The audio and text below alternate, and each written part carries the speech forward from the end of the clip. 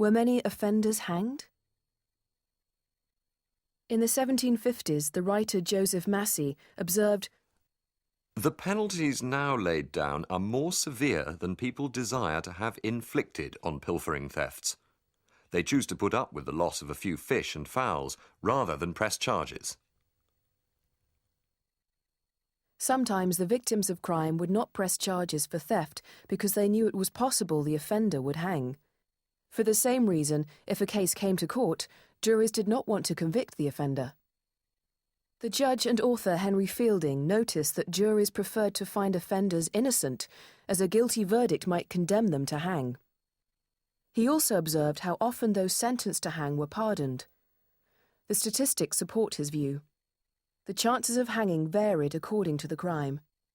In the years between 1749 and 1771, 3 out of 4 of those sentenced to death at the Old Bailey for forgery were hanged. But only 1 out of 4 of those sentenced to death for stealing horses was hanged. If they weren't hanged, what did happen to them?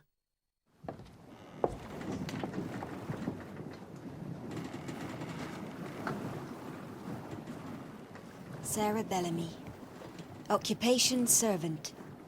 Indicted 9th of July 1785 for stealing in the dwelling house of Benjamin Aiden. Guilty. Transported for 7 years. John Williams, no trade. Indicted August 18th, 1783 for breaking and entering the dwelling house of George Gape. Guilty. Sentenced to be hanged. Reprieved. Transported for 7 years. Matthew Everingham. Occupation, clerk. Indicted 7th of July, 1784 for falsely obtaining books, value 10 shillings. Guilty. Transported for 7 years. Elizabeth Hervey, no trade. Indicted the 23rd of March 1784 for breaking and entering the dwelling house of William Furman. Guilty. Sentenced to be hanged. Reprieved. Transported for 14 years. Elizabeth Hervey, Matthew Everingham, John Williams and Sarah Bellamy were among the more than 700 offenders aboard the ships of the first fleet of convicts transported to Australia.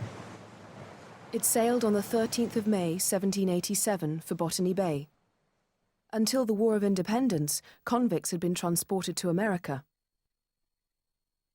Transported convicts were those whose crimes were serious, but not serious enough to be hanged. They were sent somewhere they could not be a danger to society.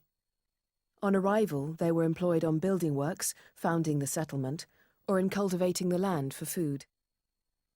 The fate which awaited individual convicts differed dramatically. Sarah Bellamy and Matthew Everingham completed their sentences. They married other convicts and became settlers in Australia. They both had children and farmed the land. Matthew Everingham wrote to his old employer Samuel Shepherd in October 1792.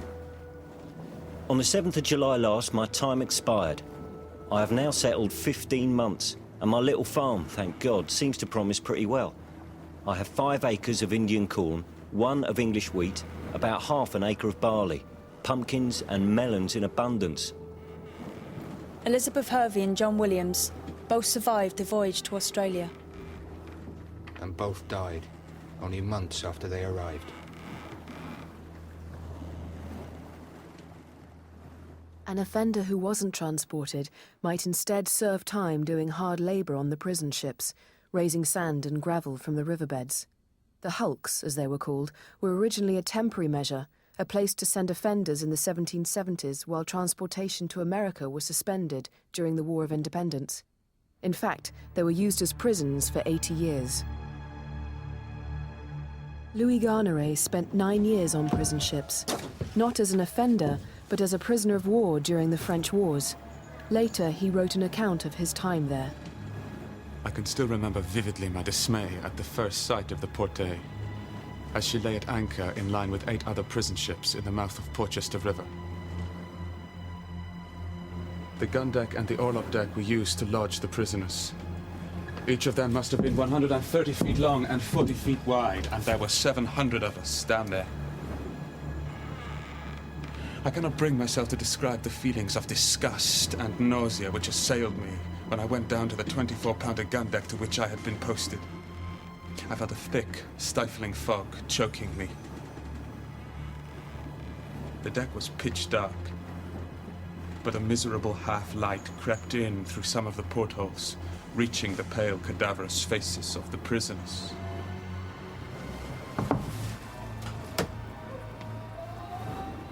Picture an army of corpses emerging from the grave, hollow-eyed, bent, their faces wan and grey, their bones half covered with yellow rags.